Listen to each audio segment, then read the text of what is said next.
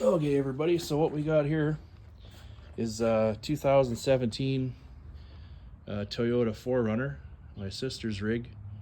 And what I'm doing here is we're servicing the transmission. She's got somewhere around 100,000 miles on it, I think. So it was time. And we got a sample of the old stuff here. Took a sample when I was draining it, so you can see it's not looking too shit hot. We'll put it in the sun so you can see. Yeah, it's pretty black. Looks like used engine oil, so it was time. And so what I'm doing here is I've already dropped the pan and changed the filter, and then used the funnel right here with a piece of clear vinyl tubing down to the fill plug on the side of the transmission. There's a couple of good videos on YouTube on how to do that. There's one fella, he covered the service portion of the 4Runner here, 5th gen 4Runner, in pretty good detail. So shout out to him, he did a pretty good job. But I didn't see anybody with a video on how to flush the transmission. So this unit, it takes 5.5 quarts to fill once you've taken the pan off and changed the filter. That's kind of your baseline. I mean, there's a plug in the bottom of the oil pan for the transmission where you bring the transmission up to, I think it's operating temp 113 degrees Fahrenheit, 113 to 145, something like that. There's a spec for temperature. You just shoot the pan with a temp gun, and once it's up to temp, you pull that little plug out, and it has a little tower inside the pan, and it gives you a running level at temperature.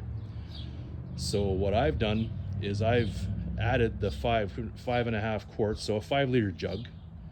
We're in Canada, so we got liters. So a 5-liter jug of transmission fluid, and then I put an extra 4 liters in. Now you don't want to run it like that for too long, but you'll see what I'm doing here, and it'll make sense. So what we've done is we've got the extra oil in the transmission, and I've come down here underneath the front where the oil cooler is, and I'm gonna get underneath here. Hopefully there's enough light you guys can see. So if you look underneath the bottom of the radiator, I got the front protective shield off. You can see that you can see the 2 lines coming from the transmission. One of them comes to this fitting over here, right beside it's the cooler return is closest to the drain valve for the radiator for the coolant. You can see that hose right there. So that would be your drain valve there. Closest to it is this guy. That's the cooler supply from the transmission. And if you go over to the left a little bit, you'll see this other guy. It's hard to see, but that's the one going back. So what I did is I took it off of the steel tube from the cooler, and I've fed it a hose into that.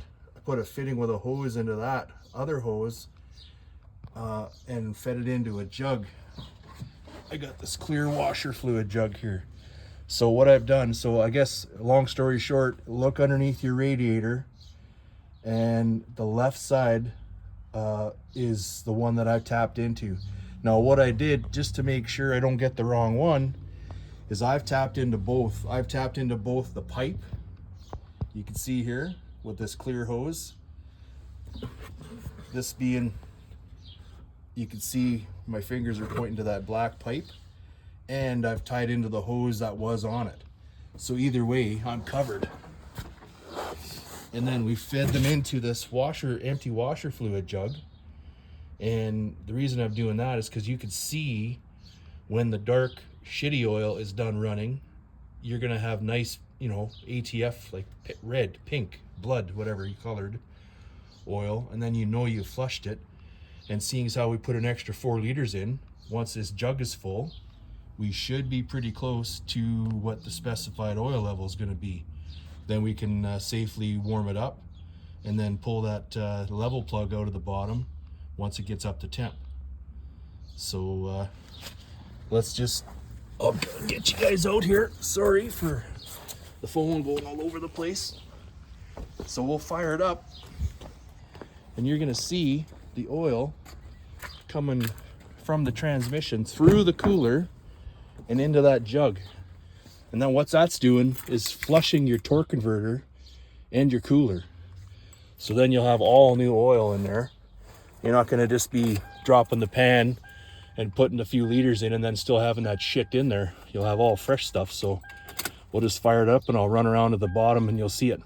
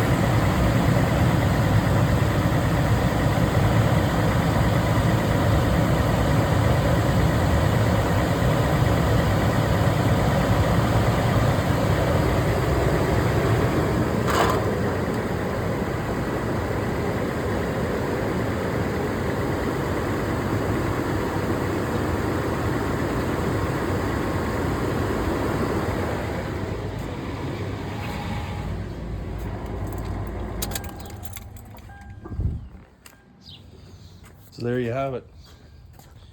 You can see there's a bit of air there. So yeah, so what happened was I probably should have put a bit more in there, but that's fine. We know our pan is, you know, basically it's used all the fluid that was in there. So we'll just put, we'll put a few more liters in there and then we'll bring her up to temp and we'll do the final check.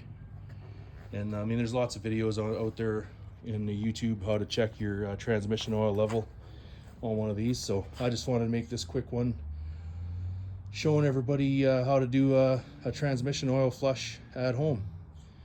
So anyway, hope this helps a few people out and we'll talk to you all soon. Bye for now.